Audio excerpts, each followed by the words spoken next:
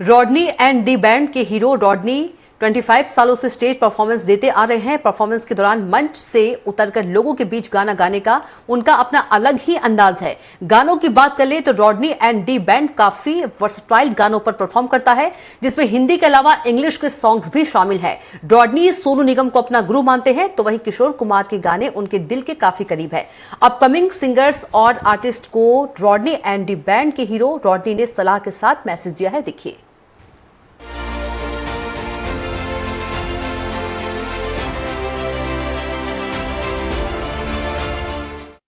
Rodney and the band के hero Rodney इस वक्त हमारे साथ हैं। Sir, welcome to Bhopal.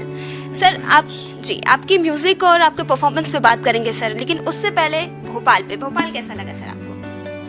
Bhopal, wow, what a lovely city. I mean, मैं यहाँ पर कम से कम आई थिंक 20 बार आ चुका हूँ, लेकिन I think the people are so wonderful, warm.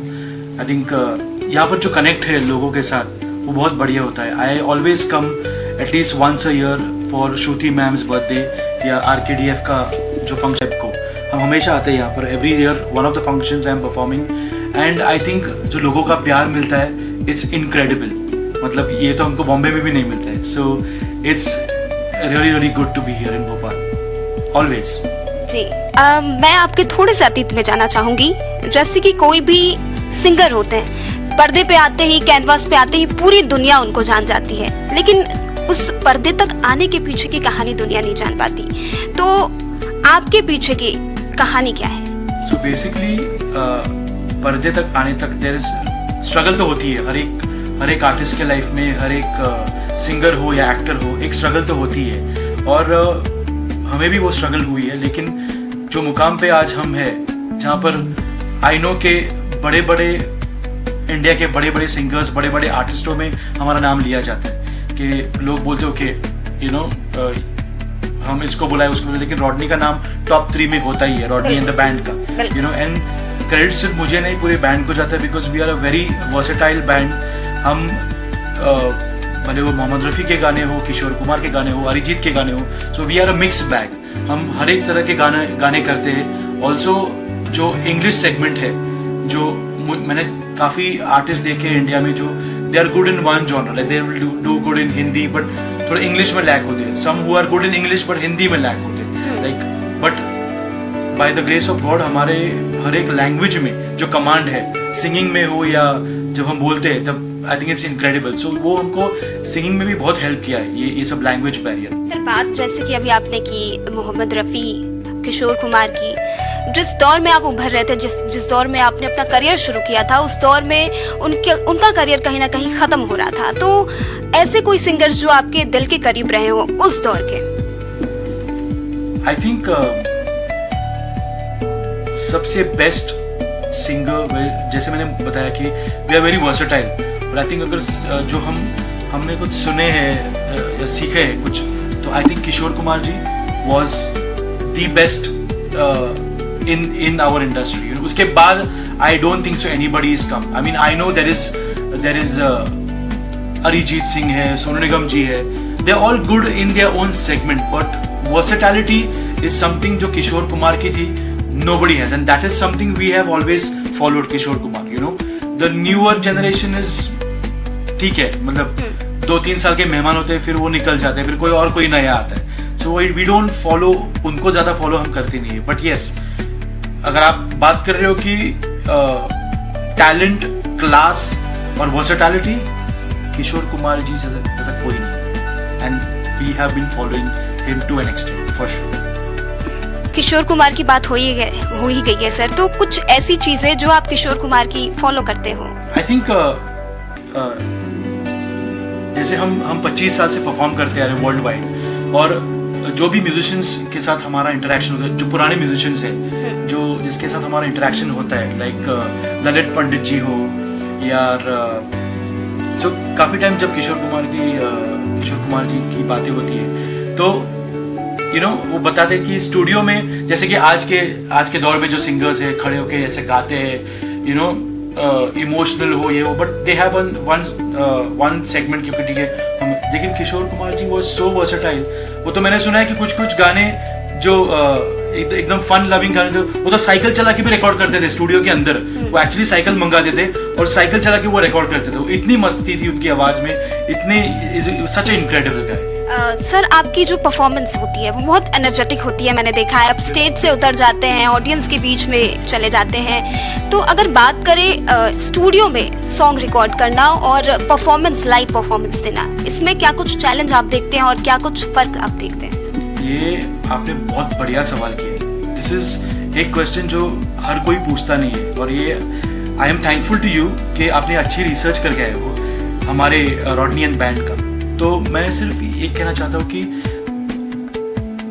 हमारे इंडस्ट्री में 2 सेगमेंट होते हैं। एक होता है स्टूडियो और दूसरा होता है लाइव परफॉर्मेंस। अब ये दोनों जो होता है, इट्स 2 अलग लाइफ है, you know, it is not the same. Studio का एक फोकस होता है, वो अलग होता है। वो उसमें आप कहीं दिखाई नहीं देते, वो आपकी सिर्फ आवाज होती है, आवाज का प्रोजेक्शन होता है, आप कैसे गाते हो। So everything is recorded, but और वहां पर रीटेक होता है। मतलब अगर आपने कुछ गलतियां की तो आप रीटेक कर सकते हो। लाइव परफॉर्मेंस में रीटेक नहीं होते, लाइक इट्स ओनली 1 टेक। और जो आप करते हो वहां पर यू हैव टू, मतलब शो ऐसा जाना मांगता है, टेक ऑफ होना मांगता है। शो ऐसे टेक ऑफ करके लैंड नहीं कर सकते। तो वो सब चीजें हम लोग ने काफी सालों से ये सीखी है, और लिटरली आर्मी जैसे ट्रेनिंग ली है इसमें। इट्स नॉट के दैट्स व्हाई आज 25 सालों बाद भी मेरा ये करियर जो है रॉडनी एंड बैंड का, आज भी हम 100 शोज करते हैं साल में, पूरे वर्ल्ड वाइड करते हैं। और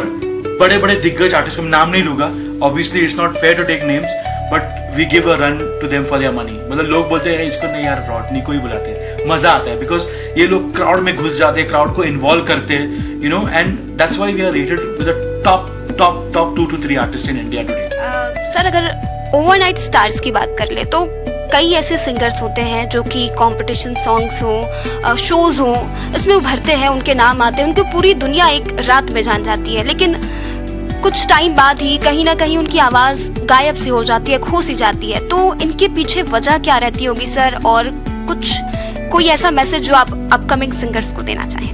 ये भी बहुत ही ब्यूटीफुल सवाल है, क्योंकि मैं आपको एक बात पूछता हूँ मैम, कि से example Indian Idol, okay, Indian Idol 1 जब आया था, उसके विनर कौन थे? मैं आपको सवाल पूछ रहा हूँ एक छोटे सा, कि इंडियन आइडल के फर्स्ट विनर कौन थे?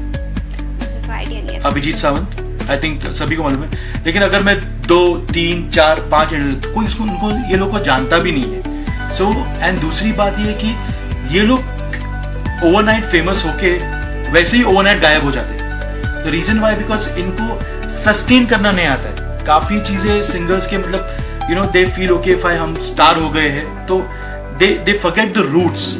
रूट, हमारी इंडस्ट्री का रूट क्या है कि first you have to be down to earth, you no.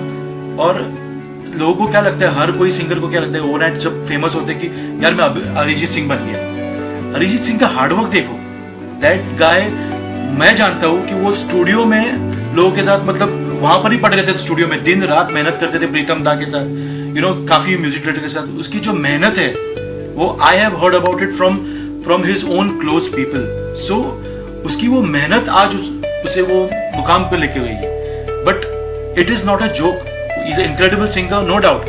Incredible singers बहुत है इंडिया में, एक से एक दिग्गज सिंगर्स है, बट जो हार्डवर्क और डेडिकेशन देना चाहिए, जो few people like Arijit Singh, like Sonu ji, जो रियाज होता है, जो डेडिकेशन होता है, इनके जैसा इट्स, हमको आज बहुत इजी है बोलना कि दे आर डूइंग वेल, नहीं, उनके पीछे हार्डवर्क देखो। और ये लोग, इनका प्लस पॉइंट क्या है, you know, and people like me, and हमारा प्लस पॉइंट क्या है कि हम रोज कुछ सीखते हैं, नया कुछ सीखते हैं, और उससे हम ये नहीं करते कि नहीं यार हमने सब कुछ कर लिया, नहीं, ऐसा नहीं होता है। जैसे आपका सवाल था, वैसे आज की जनरेशन में नहीं है वो बात सीखने की, they want to be overnight stars, वैसे ही ओवरनाइट गायब हो जाते हैं। सर, कोई ऐसा मैसेज जो Rodney upcoming stars, upcoming singers और आर्टिस्ट को देना चाहें अपने ओर से? डेफिनेटली, तो मेरी एडवाइस यही होगी कि मेहनत करो, दिल से मेहनत करो, और हम चाहते हैं कि don't give up on your dreams. अगर आपको लगता है कि 2 साल में कुछ हुआ नहीं, 1 साल में कुछ हुआ नहीं, stick to what you are doing the best. और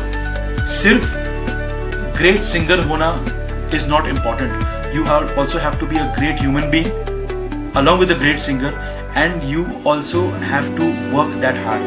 मतलब लेकिन वो लाइन को पकड़नी है आपको. 10 चीजें मत करो, 10 जगह पे घूमता है, ऐसे नहीं करना है. We have to be dedicated to what you are doing, and I think that is the key for success. Sir, इन अखियों में आपका बड़ा ही प्यारा एल्बम है एक. इसके बाद कोई एल्बम नहीं आई, इसके पीछे कोई रीजन सर? और इन अखियों में क्या कुछ स्पेशल है आपके लिए इसमें, इस एल्बम में? मेरा फर्स्ट एल्बम इन अखियों में मेरे लिए बहुत ही स्पेशल है, बिकॉज पहली बात तो लेस्ली लुइस ने ये एल्बम प्रोड्यूस किया था. लेस्ली लुइस जैसे कॉलोनियल कजिन्स सब जानते हैं, हरिहरन, लेस्ली लुइस, इनको सब जानते हैं. तो इट वाज वेरी स्पेशल कि हमने ये गाने जब रिकॉर्ड किए थे, इट वाज इनक्रेडिबल. और I can not forget that journey जो हम लोग ने गाने किए थे. हम 3-3 बजे रात को रिकॉर्ड करते थे, and it was an amazing journey. उसके बाद ऑब्वियसली मैं शोज में इतना बिजी रहा, बिकॉज ये इंडस्ट्री का एक स्टाइल है. लोग बॉलीवुड क्यों करते हैं ये आपको समझना है. मैम, बॉलीवुड लोग इसलिए करते हैं क्योंकि उनको शोज करने होते हैं. अगर बॉलीवुड में उनको एक चेक मिलता है एक गाने का 10,000 रुपया, शो में उनको 10 लाख रुपया मिलता है. सो ये सभी लोग जो बॉलीवुड के लिए ब्रेक लेना चाहते हैं is to do shows end of the day. तो मेरे साथ ये उल्टा हुआ है. मैंने एक एल्बम किया, उसके बाद मैं शोज में इतना बिजी रहा कि I did not have time to do Bollywood. So आप समझ सकते हो, अगर हम 110 शोज साल का करते हैं तो how busy we are travelling the entire world. और मैं आज यहाँ पर भी हूँ. I am here for Shruti ma'am's birthday. जैसे मैंने कहा, मैं हर साल उनके बर्थडे को आता हूँ, and she is my best friend. और उनके बर्थडे में आके गाना नहीं रॉडनी गाए, ऐसा हो ही नहीं सकता है. So that's it. अब बात कर ले सर गुरु की, तो हर आर्टिस्ट का एक ना एक गुरु कोई ना कोई होता ही है. रॉडनी के गुरु कौन है? किससे उन्हें इंस्पिरेशन मिलती है? किनके इशारों, किनकी बातें वो सुनते हैं?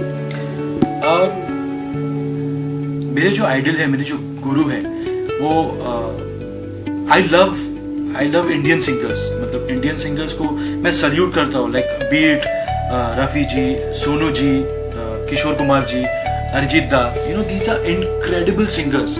मतलब अलग है. बट वॉइस में मैं इनका फैन हूं. परफॉर्मेंस में मेरे फैन, मतलब I have a different fan base. मेरे जो आइडल परफॉर्मेंस में है वो है Michael Jackson, Freddie Mercury, Robbie Williams, because they are incredible performers. तो जब मैं सीख रहा था, मैं बात कर रहा हूँ 25 साल पहले, when I was also new in the industry, मैं सीख रहा था कि स्टेज पर कैसे परफॉर्म करना है, गाते कैसे हैं, so I used to watch both the international segments, be it Bollywood और हॉलीवुड को मैंने मिक्स करके ये रॉडनी इन द बैंड किया है. दैट्स व्हाई हमारे परफॉर्मेंस जो है इज वेरी इंटरनेशनल. लेकिन singing obviously Bollywood songs Hindi है तो very Indian singing, semi classical type है, पॉप है. सो ये दोनों को मर्ज करके हमने, दैट्स व्हाई आज तक कोई कितना भी बड़ा इंडियन आर्टिस्ट हो, हमारा हाथ कोई पकड़ नहीं पाया, बिकॉज हमने ये दो चीजें मर्ज की है, which is very very difficult. Sir, अगर बात कर ले, जैसा कि आपने बताया कि हिंदी इंग्लिश मर्ज करके हम परफॉर्म करते हैं और इसलिए इससे टक्कर दे पाना बहुत मुश्किल है. सर, मैं चाहूंगी आप कोई धुन, कोई लिरिक्स कुछ गा के सुनाएं. कोई भी आपके पसंद का कुछ भी. मुझे एक गाना बहुत पसंद है सोनू जी का, तो मैं एक 4-5 लाइन वो गाने के गा. तेरे बिन न देखूं मैं सुबह निगाहों से अभी, ये वादा कर लिया. तेरे बिन न देखूं मैं सुबह निगाहों से अभी, ये वादा कर लिया. सुनो यही जज्बात है मेरे, ये दिल कहे कि ख्वाहिशें जीने की साथ है तेरे. बहुत प्यारा लगा सर आपकी आवाज, और यहाँ से सुन के बात ही कुछ अलग है. स्टेज से सुनना, वहाँ खड़े होकर सुनना और इतनी करीब बैठकर सुनना बात ही अलग है. तो ये थे हमारे साथ रॉडनी इन द बैंड के हीरो रॉडनी. आपने इन्हें स्टेज पर शो करते हुए देखा होगा और इस वक्त आपने जस्ट अपने टीवी पे, स्क्रीन पे आप देख रहे हैं. Thank you so much. Thank you so much.